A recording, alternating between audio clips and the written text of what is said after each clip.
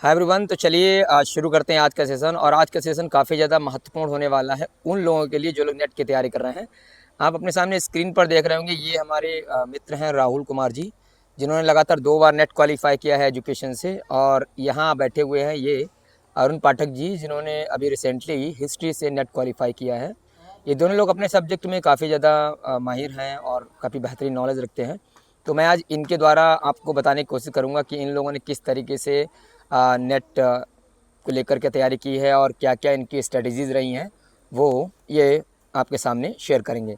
तो पहले राहुल जी आप बताइए कि आप नेट के लिए आपने कहाँ से शुरुआत की थी अपने सब्जेक्ट में। अगर स्पेशली बात की जाए फर्स्ट पेपर की, तो चूँकि एक बड़ा सा प्रश्न रहता है कि फ़र्स्ट पेपर में अक्सर कर बच्चे अच्छे मार्क्स नहीं ला पाते हैं और उसका लेवल भी थोड़ा सा डिफ़िकल्ट ही रहता है। तो बच्चे किस तरीके से फ़र्स्ट पेपर को लेकर के तैयारी करें, ये तो सबके लिए एक जैसे ही है जी।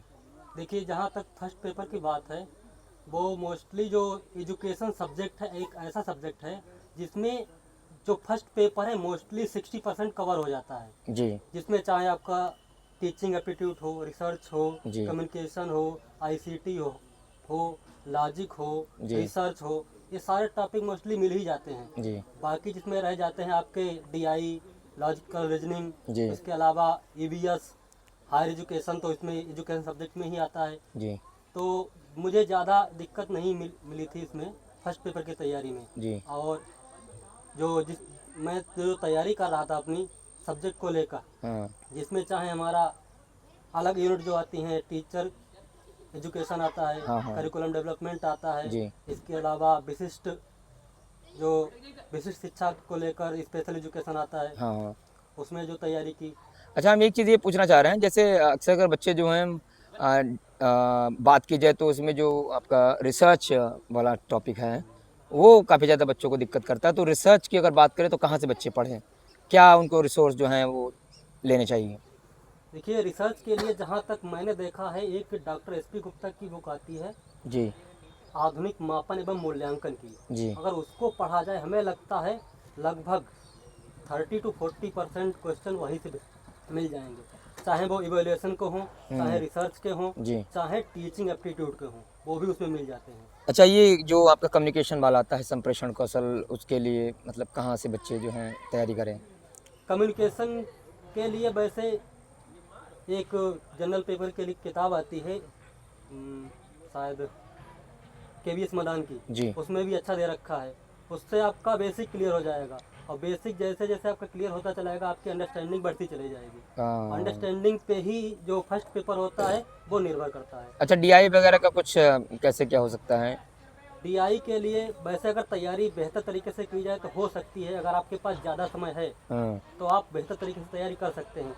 उसमें आपके लिए आपके पास परसेंटेज, रेशियो, इनको अच्छे से पढ़ना होता है।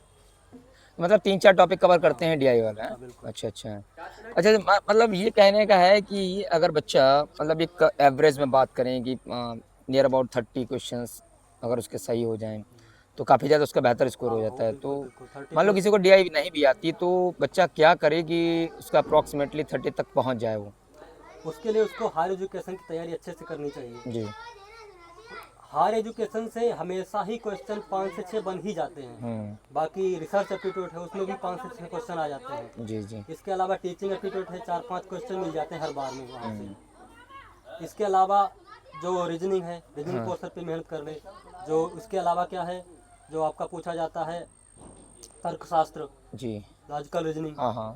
वहाँ से भी क्वेश्चन ठीक ठाक बनते हैं। पहले नॉर्मली क्वेश्चन पूछे जाते थे, अब तो वो फिलॉसफी से पूछते हैं क्वेश्चन। नहीं, अच्छा, रीजनिंग की अगर बात करें तो कौन से टॉपिक जो हैं वो रीजनिंग में कवर करते हैं? रीजनिंग में ज़्यादातर नंबर सीरीज पूछते हैं, नंबर सीरीज़। रिलेशन पूछते हैं, जी।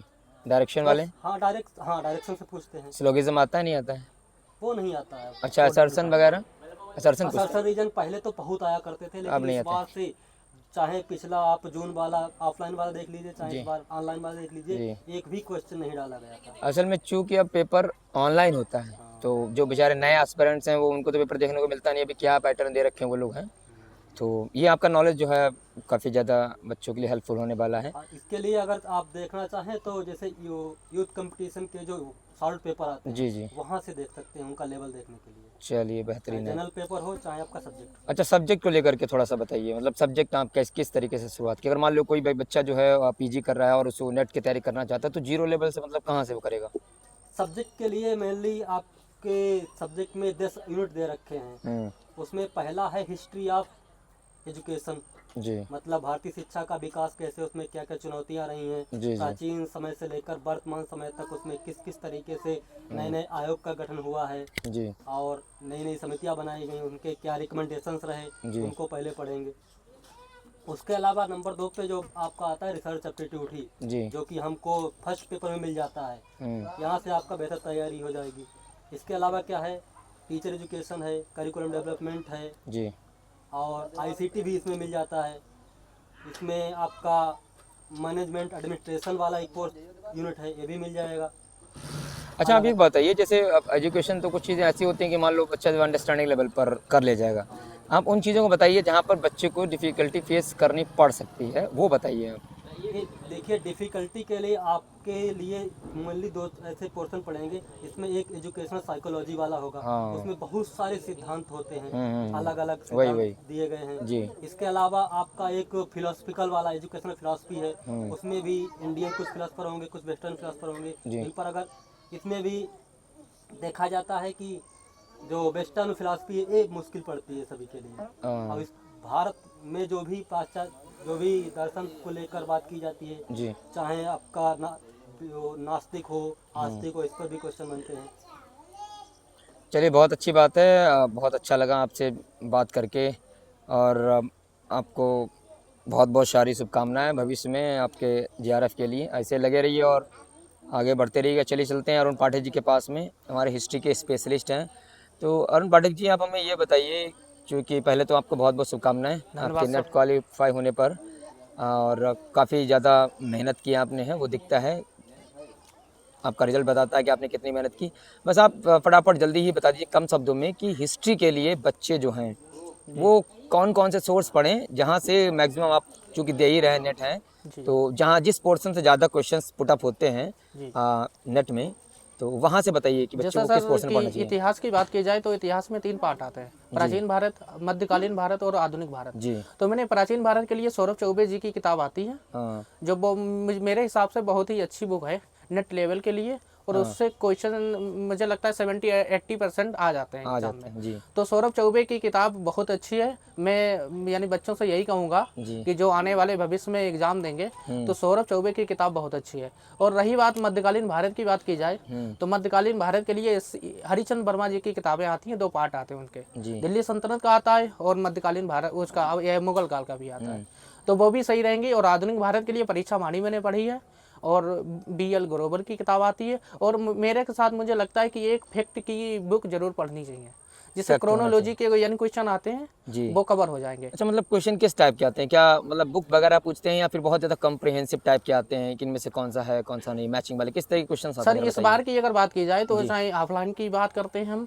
और चाहे इसकी बात कर लें, अभी ऑनलाइन एग्जाम हुआ था, री एग्जाम, जी तो मुझे लगता है क्रोनोलॉजी के ज़्यादा क्वेश्चन आए थे। अच्छा। मतलब डेटों के हिसाब से कोई सी घटना क्या हुई, 1580 का मतलब जैसे अकबर की कालीन की यानी घटनाएं हो गई मध्यकालीन में, या कहने का आधुनिक भारत मतलब में। है टाइमलाइन ज़्यादा हाँ, पूछते हैं। टाइमलाइन ज़्यादा पूछते हैं। अच्छा, अब बुक्स वगैरह कुछ पूछते हैं? हाँ, बुक्स भी पूछते हैं, जैसे इतिहासकारों की कौन कौन सी अच्छा, किताबें जो हैं। इतिहासकार हुए हैं उनके स्टेटमेंट वगैरह ऐसा कुछ आता है उसमें कि हाँ किसी ने क्या बोला क्या नहीं हाँ बोला? जी, हाँ, कथन कारण से क्वेश्चन आते हैं, और जो हमारे जो स्टेटमेंट होते हैं, जैसे 1857 की क्रांति पे हाँ बहुत हाँ से वही वही इतिहासकार हैं, जी। मतलब अपनी जो बात कही है वो सब आता है। अच्छा, इतिहास की अगर बात करें, जैसे जो हमारे वेस्टर्न राइटर रहे हैं जी या फिर जो हमारे पहले के राइटर रहे हैं जी जी। प्राचीन काल के, तो उनके द्वारा जो किताबें लिखी गई हैं या फिर जो यात्री हमारे यहाँ आए उनके द्वारा जो जी किताबें लिखी गई, तो उनके अंदर से भी कुछ प्रश्न आते हैं। जैसे अलबरूनी की किताब है तहकीक हिंद, ठीक हाँ है, हाँ। अलबरूनी से क्वेश्चन आता है, बर्नी आता है, ठीक है, और यानी फरिश्ता, ये सब यानी जो मध्यकालीन यात्री हैं, इतिहासकार हैं, इनसे सारे से क्वेश्चन पूछते हैं। अच्छा, लेकिन इनके अंदर जो दे रखा है वो हमें कहाँ मिलेगा? मतलब किस सोर्स से बच्चे जो हैं उसको अप्रोच करें कि जो ये लोग लिख के गए हैं और जो प्रश्न आते हैं उन किताबों से, तो वो कहाँ पर मिलेगा? ऐसी कोई किताब बताइए। तो ऐसी किताब सर एक आती है, नीरज पांडे की बुक है, जी। मध्यकालीन या भारतीय इतिहास, इंडियन हिस्ट्री की आती है। उससे मुझे लगता है कि मुझे काफ़ी मदद मिली और यहाँ से क्वेश्चन ज़्यादा उठते हैं नेट एग्जाम में। चलिए बहुत बहुत धन्यवाद, आपने अपना कीमती टाइम दिया और आशा करते हैं भविष्य में ऐसे आगे बढ़ते रहिए। मिलते हैं फिर जब आप एक नई उमंग के साथ, एक नई सफलता के साथ आएंगे। आशा करते हैं जल्दी। धन्यवाद सर। Bye bye.